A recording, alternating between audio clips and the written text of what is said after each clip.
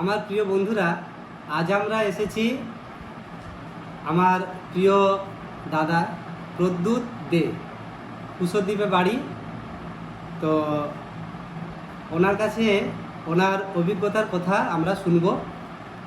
তো দাদা, বলছি যে আমি তো শুনেছি যে আপনি হচ্ছেন সুগারের পেশেন্ট এবং ছিলাম। আচ্ছা, বহুদিন সুগারের ওষুধ খেয়েছেন, তাই তো? তো আপনি প্রথম কখন মনে হলো যে এই সুগারের ওষুধ খেতে হবে বা সুগার হয়েছে টেস্ট করাতে হবে? সুগার হয়েছে টেস্ট করাতে হবে এমনটা বলতে আমি প্রায় 17 সাল হবে, 17-18 হবে, 2000। তো একদিন বাথরুমে গিয়েছিলাম, তখন থেকে শারীরিক একটা অসুবিধা দেখা দেয়।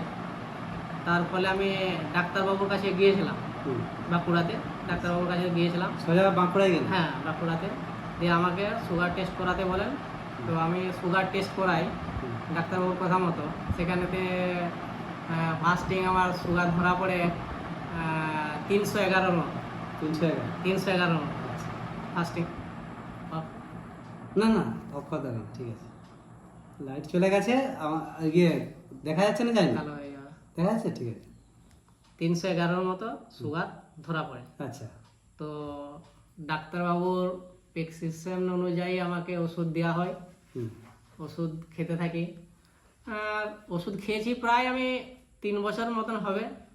তো 17 সাল থেকে ওষুধ খাচ্ছেন তো? হ্যাঁ, 17, 18, 19।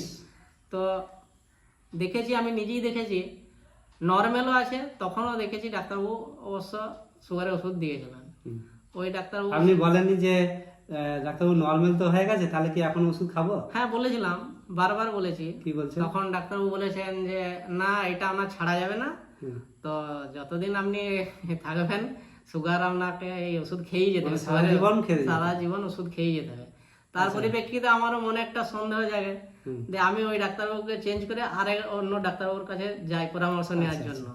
সেখানেতে যে ডাক্তারবাবুকে দেখায়, ডাক্তারবাবু প্রেসক্রিপশন গুলো আগের ডাক্তারবাবু দেখেন, দেখে কিন্তু উনি আর কোনো প্রশ্ন না করে আবার সুগারের ওষুধই চালু করে দেন। তো আপনি বলেননি তাকেও যে আমার তো নর্মাল আছে, তাও কি ওষুধ খাওয়ার দরকার আছে? হ্যাঁ, সেটা পরে বলেছি। আচ্ছা। তো সেই ডাক্তারবাবু দেন ধরুন মাসেতে প্রায় কোনো মাসে 3000 টাকার ওষুধ, কোনো মাসে 3500 টাকার ওষুধ।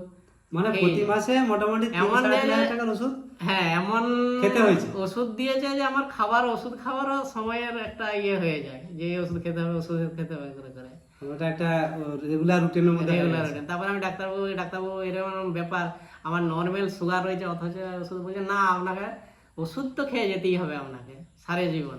আচ্ছা, এখন এরপরে 2020 সালে আপনাকে আমি বলেছিলাম যে এইরকম এরকম ভাবে চললে, ডিআইপি ডায়েটের মধ্যে থাকলে বা এইভাবে চললে একটা পরামর্শ দিয়েছিলাম। আপনি দেখবেন যে আপনার ওষুধ খাওয়ার প্রয়োজন হবে না, আপনার নর্মালেই থাকবে। হ্যাঁ, আপনার কথাটা শুনে আপনার কথা শুনে আমিও সেই আপনার কথা অনুযায়ী চেষ্টা করি। তো কিন্তু মানতে পারেননি। প্রথম একটু ভয়ও লাগছিল, কিছু কারণে, ঘটনাবলী চক্রের কারণে, তো অনেক কিছু ভয়ের ব্যাপারও ছিল। তখন আমি কিন্তু প্রথম মানতে পারিনি জিনিসটাকে। তারপরে ঠিক আপনার কথা ভেবেই আমি ওষুধ খাওয়া আস্তে আস্তে বন্ধ করি। আপনি তখন কিন্তু আমাকে বলেছিলেন যে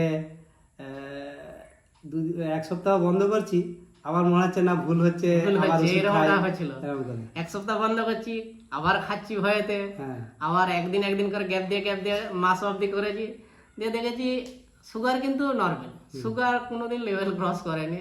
বা একবার কন্টিনিউ 1 মাস বন্ধ করে দিয়েছি, তারপরে আমি আবার সুগারটা টেস্ট করেছি, নর্মাল সুগারই আছে।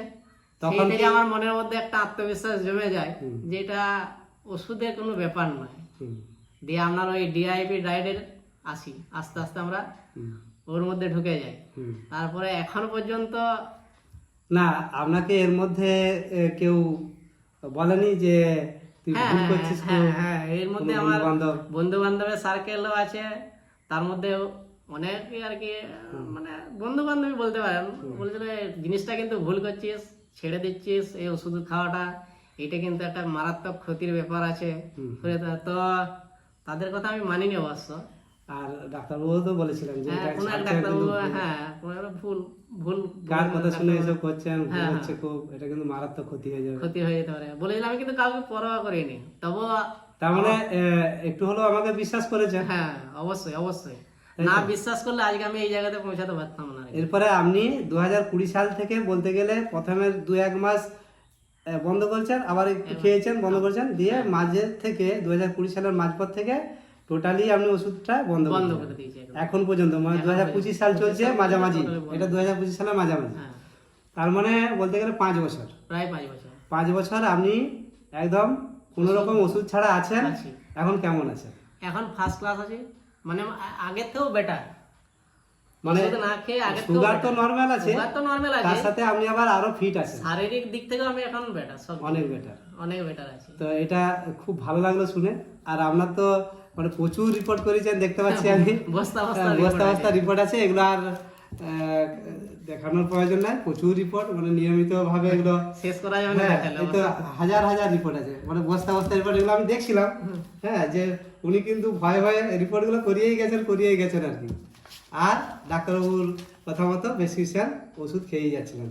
যাই হোক, আজকে উনি সম্পূর্ণ ডিজিজ ফ্রি, ড্রাগ ফ্রি এবং ডক্টর ফ্রি, তাই তো? হ্যাঁ, আমি 20 সাল থেকে যতদিন ভিআইপি ডায়েটের মধ্যে আছি, হ্যাঁ। 20 সাল থেকে ওষুধের কোনো গল্প নাই। না, গল্প হয়নি এটা কোনো শুনে জিনিসের মধ্যে, মানে আজকে যে সুগারের জন্য নয়, শুধু হুম, অন্য কোনো ইয়ের জন্য আমি ওষুধ আর খাই কোনো না। শারীরিক সমস্যায় কোনো ওষুধ সমস্যায়- খান না, আপনি প্রাকৃতিক উপায়। আর আপনি তো প্রাকৃতিক, আমাদের যে প্রাকৃতিক খাবারের সুস্থ জীবন যে হোয়াটসঅ্যাপ গ্রুপটা আছে, হ্যাঁ সেই গ্রুপটাতে আপনি কি প্রথম থেকেই আছেন না? প্রথম থেকে আছে আমি। হ্যাঁ, প্রথম থেকেই আছেন এবং সব কিছুই দেখছেন, মেনেও চলছেন, সেই মতোই চলছেন, পুরো ডিআইপি ডায়েট অনুযায়ী চলছেন, আমিও চলি, আমার ফ্যামিলি পুরোই চলে। পুরোই চলে। হ্যাঁ একদম আপনাদের তাহলে ঘরে আর ওষুধ ঢুকেনি, বলতে পারি একেবারেই ওষুধের দরজা বন্ধ করে বন্ধ দেওয়া। করে দিয়েছেন। হ্যাঁ। ঠিক আছে, খুব ভালো লাগলো আমাদের এই সাক্ষাৎকার, ওনার সাক্ষাৎকার নিলাম, এবং আমাদের গ্রুপে যারা আছেন তারাও এই সাক্ষাৎকারে অনুপ্রাণিত হবেন আশা করি। যারা ডায়াবেটিক পেশেন্ট, যারা ভুগছেন, মানে যারা মনে করছেন যে আমাদের নিয়মিত সারা জীবন ওষুধ খেয়েই যেতে হবে, এইটা যে সম্পূর্ণ ভুল কথা, সেটা আপনারা ওনাকে দেখলেই বা ওনার কথা শুনলেই বুঝতে পারবেন। আর উনি যে সত্য বলছেন না মিথ্যা বলছেন, ওনার পাড়া প্রতিবেশী এবং ওনার বাজারে দোকান আছে, স্টুডিও আছে, হ্যাঁ, সবাই চেনেন।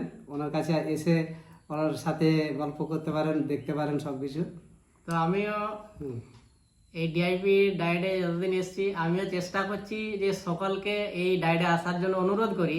হ্যাঁ, অনেকে আসেন, অনেকে ভাবেন যে ফালতু, কিন্তু যারা এসছেন তারা উপকার অ্যাকচুয়ালি ব্যাপারটা হচ্ছে কি, আমরা যাকেই বলি না কেন তারা সহজে এটা নেয় না। এই কারণটা হচ্ছে যে এটা একটা সাধারণ জীবনযাপনে মানুষের, মানে সবাই একটা পথে চলছে আর কি। হ্যাঁ, সাধারণ একটা পথে চলছে, তার থেকে একটা আলাদাভাবে যে বোঝা যায়, এটা যে ভাবা যায়, এইটা যে এটা অনেকে সহজভাবে নেয় না, মেনে নিতে পারে না। মেনে নিতে পারে না। এইটা আমরা কি করছি, চেষ্টা করছি। হ্যাঁ, সবাইকেই বলছি, যারা মনে করবেন যে এটা করেই দেখি না যখন বলছে, বা হ্যাঁ, একটু সেরকম। ঘেটে দেখি, সেই। একটু পড়াশোনা করে দেখি যে এটা কি সত্যি ঠিক না ভুল, ঠিক। তাহলে কিন্তু আপনারাও উপকৃত হবেন আশা করি। ধন্যবাদ সবাইকে, নমস্কার। নমস্কার।